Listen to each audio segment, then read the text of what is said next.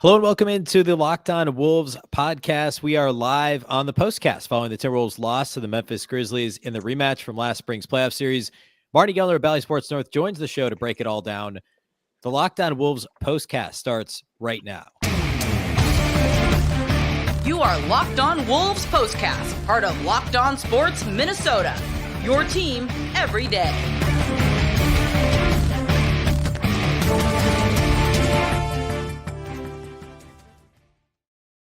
Hello and welcome into the Locked On Wolves podcast, part of the Locked On Podcast Network, your team every day. My name is Ben Beecken. I'm the host of Locked On Wolves. Marney Gellner of Bally Sports North is with us to talk through the Wolves' loss to the Grizzlies here on Friday night. And Marney, the losing skid's now 6 of 7 overall. In this one, the Timberwolves competed for the most part. It was, I think, a 9-point game at halftime, somewhere around there. And you know, it was, they got to within one multiple times in the third quarter, but ultimately it's just yet another loss. Yeah. And it was like Memphis was just kind of, I don't want to say toying, because it wasn't like that, but it was arm's length away. Even the 1-point game was just like, didn't really feel like we were there. And I guess a bright spot is that the lead never spiraled out of control. And that's been an issue for the Wolves. They get down by 10, boom, they're down by 20 before you can blink. But it never got to that point tonight. But they also couldn't close the gap. They couldn't ever take the lead. So it was just kind of like this treading water in the second half where they down by 9 at halftime and ended up losing by 11. So like nothing really happened to close the gap or overtake them or completely lose it. So I take the good from that, take the bad from that. I don't know. Here we are again. Yeah. And this is now, you know, certainly like 4 of the last 5, I think, minus the Rockets victory over the now 2-10 Rockets last Saturday, that we've kind of felt the same way. I mean, overall, like, I mean, I think the Timberwolves played better, as you alluded to. I think that, you know, we talked on following the loss on Wednesday, like, hey, maybe the Friday night matchup, the ESPN spotlight, the playoff rematch, the Ant versus Memphis fans, like all that stuff, maybe that would motivate the team.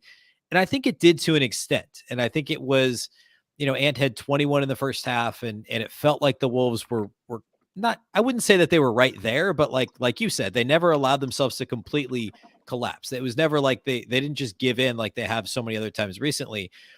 I think the biggest thing I took away from this game beyond that was there's something different. You can even see it watching on TV, that the Wolves obviously feel different than they did last year. And Memphis is still kind of playing with this joy and, like, I mean, kind of a snapshot. And this is like, ultimately it is meaningless, but like, I think it's like a little microcosm like of what these two teams are right now. Is at the end of the game, the Wolves tried to get that cheap bucket at the final horn, and John Morant decided to play defense and probably certainly unnecessarily dive on the floor and get the loose ball. But he was proving a point that Memphis is going to play hard all the time. And the Wolves aren't getting to the 50-50 balls, you know, the ones that matter in the meat of the game. And there's just kind of these smaller things and this vibe around the team that collectively isn't happening, but Memphis is the exact opposite. Memphis is the exact opposite. And I feel like Phoenix was the exact opposite too. And there was a report from Dane, who covers the Timberwolves, that Devin Booker had turned to the Wolves bench during that Phoenix game and said, "We play hard, we share the ball, we play team basketball." And I feel like those are the kinds of things that you're talking about, Ben. And they're I don't know what it is. I don't know why there's the disconnect. I don't know what is the confusion is, or I don't want to say dislike, because we as the Timberwolves team broadcast, we are privileged to go to shoot-arounds on game days. And so I've been at the home game shoot-arounds, and they are closed to everyone except the team personnel and then the local, just the television and radio broadcasters. So I've seen some of the behind the scenes, not all of the behind the scenes by any means. I have not seen this joyless, fighting, eye-rolling team. I have not seen that. It hasn't been complete and wonderful cohesion and butterflies and stars all over the place, but it certainly is not the complete opposite of that. But something is disconnected on the court right now. And D'Angelo Russell, it didn't help that he had 4 points tonight and just he's getting some good looks. That shot will not fall. We saw extended minutes, I think 18 minutes from Bryn Forbes. And so now we're seeing Chris Finch start to search a little bit more, start to actually make changes. Before it was like, these are our guys, this is our rotation, we're sticking through this, they got to figure it out, they got to figure out how to play together. And now it's like, okay, we're 13 games in. Now I'm going to start limiting minutes, pulling guys when I'm pissed at them defensively, putting someone else in who hasn't played much all season, trying this, trying that. And that's what he's searching for, is guys that are going to go for these 50-50 balls, guys that are going to play with energy and effort, which, to your point, but Carl in foul trouble. And just like, it's always something that there's just not cohesion right now among this group. But I also don't see it as like there's this constant bickering and fighting. It's not to that point, but something ain't connected. Yeah, you mentioned Finch tweaking the rotations and also D'Angelo Russell. And there was a play, I just saw the clip starting to make the round on Twitter, but I saw it happen live when I forget who the player was for Memphis, but it was a big that D'Angelo Russell was the low man in half court defense. Oh, yeah. And Snuck whoever right it was behind cut him. backdoor from the corner and got a lob dunk, and D'Angelo Russell saw it too late and nobody helped him, and immediately Finch threw his hands up in the air on the sideline, motioned for Jordan McLaughlin to come into the game. And McLaughlin hadn't played at all in the second half. He had a first half stint, and Noel played the backup point guard minutes in the third quarter. But in that moment, that was like exactly what you were describing, where Chris Finch was like, okay, this is, we've gone too far here. Like, D'Lo, your shot's not falling, but you're also not paying attention on defense. And we're going to go ahead and make a change here. All right, I want to talk about rebounding, which has been a big issue. First, though, let's talk about our title sponsors of today's post-game show, and that is, of course, our friends over at BetOnline. BetOnline.net is your number one source for sports betting info, stats, news, and analysis. You can get the latest odds and trends for every professional and amateur league out there, from football to basketball to soccer, esports, and beyond. We've got it all at betonline.net. It's a fantastic time of year to be over there with college football kind of winding down this weekend or the next couple of weeks. Of course, NFL, and now the meat of the NBA season. If you love sports podcasts, you can find all those at BetOnline. They're always the fastest and easiest way to get your betting fix. Head to the website today or use your mobile device to learn more. BetOnline, where the game starts. All right, so rebounding wise, that to me is kind of the next thing to talk about in this game, beyond just kind of this overarching, the struggles the Wolves have been having. The Wolves were a minus 13 on the glass in this game. They were a minus 8 on the offensive glass. Memphis had, maybe a better way to say that is, Memphis had 8 more offensive rebounds than the Wolves. Yeah. That led to 31 second chance points for the Grizzlies. And that's been a recurring theme all year for the Wolves. It was all of last season, the defensive rebounding, and in the playoffs against the Grizzlies last year as well. Adding Rudy Gobert, who was the league's best defensive rebounder last year, was supposed to help fix that. And to this point, it just hasn't. And it was a huge problem in this game. Yeah, it was huge. It was the first thing Chris Finch mentioned in his post-game press conference. See, giving up the 15 offensive rebounds is one thing, but you think if a team gets 15 offensive rebounds, a normal point total out of that is like 20, maybe 22. But 32, courtside had it as 32. You said 31. So what? Either way, like that's an astonishing number off of 15 offensive rebounds, which is already too many. I get it, but to get 32 points off of that is like, geez, almost everyone they grabbed turned into some sort of points. There was one point in the, I think it was in the first half, and Memphis shot a 3, and we had 2 guards leaking out to the other end. And, a 3 ball means a long rebound typically. Yep. And it just went right to Memphis, who didn't even have to like hustle and track it down. It might have even taken a bounce. I think it went to John Moran at the top of the key.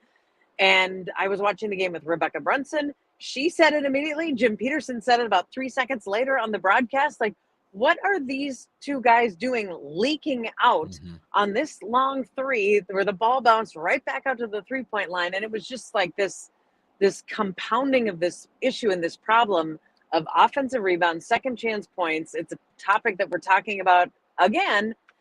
And one of the reasons, maybe the biggest reasons, the Timberwolves went out and got Rudy Gobert was to play teams like Memphis. Well, you know what team is like Memphis? Memphis! Yes. And I still have this like habit when I'm watching a game. You see a long rebound after a three, and you give up an offensive rebound on a long miss, leads to a long rebound, like you said. And there's kind of this reaction of, unlucky, that happens. The long rebound can go to anybody. But when it happens as frequently as it is to the Wolves, and then you look at the box score, this is crazy. I was just kind of just glancing at the box score. The Wolves had 5 guys coming off the bench, 5 reserves played in this game, and 4 of them did not grab a single rebound. Kyle Anderson had 7. Taurean Prince, Jordan McLaughlin, Bryn Forbes, and Jalen Noel had 0. D'Angelo Russell played 27 minutes, of course, started the game, and also had 0 rebounds. So I guess this isn't like the cleanest way to say this, but if you want to combine those 5 guys, they played a collective 84 minutes, and they had a collective 0 rebounds. So the Wolves were a minus.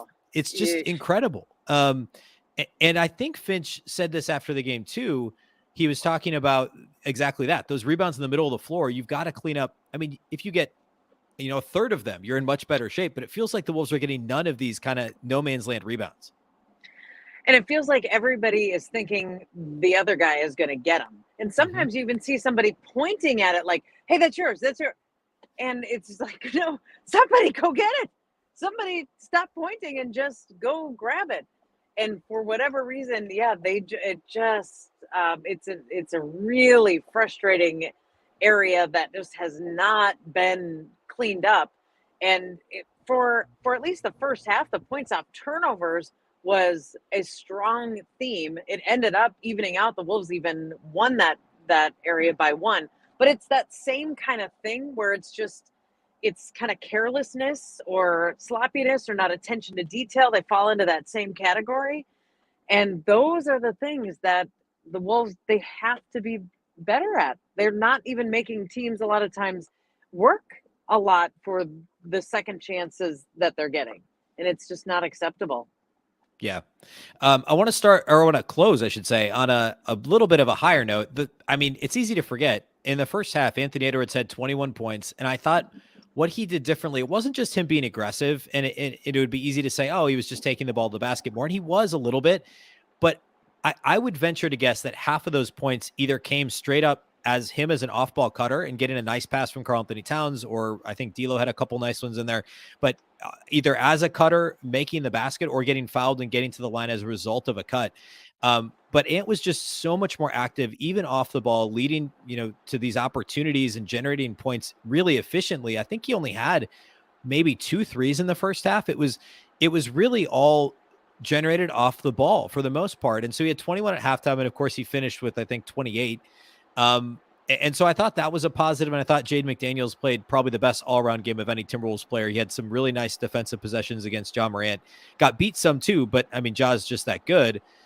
So I thought both Ant's first half and McDaniels as a whole were positives for the Wolves of this game. Yeah, and I thought Jaden's defense on Ja was particularly noticeable. The number of times Ja either turned it over or almost turned it over, or seemed to be flustered or frustrated, and it was almost like the Grizzlies had to sort of change on the fly. Like, there can't be too many defensive plans against Ja Morant that go really well, because every team is scheming against him, of course, but not every team has the length of a McDaniels and the ability to guard that position the way he did. So it ended up, Ja still gets his 28, but Ja and Desmond Bane came in as the highest scoring backcourt duo in the NBA. They averaged 53 a game, and tonight they got 52. So you feel like you limited Ja a little bit, or you made it. He didn't dominate up and down. It wasn't the Ja show by any means. He was good. He was very good, but I thought Jaden McDaniels you're right, did a good job flustering him. And I mean, that's still a good team. That's a good Memphis team. And the Wolves just kind of hung around, but that is not enough. Hanging around is not going to do it. Yeah, and that brings us kind of full circle to where we started was, hey, the Wolves played a little bit better. They played harder on Friday against the Grizzlies, and I'm sure the matchup had something to do with that. But Memphis is a really good team, and they've got that it factor that the Wolves clearly do not have at this point in the season. And it's not going to get easier. They have Cleveland at I think 5 p.m. Central tip on Sunday Yes. to continue the road trip. Yeah, so that's what we'll have next here. And of course, we go live after every single Wolves game. About 45 minutes after the final horn, Marney and I will go live to do the postcast. Make sure you follow and subscribe to Locked On Wolves wherever you listen to podcasts. These live shows will always be on the Locked On Sports Minnesota YouTube channel. So if you're watching the replay, that's where you'll find it.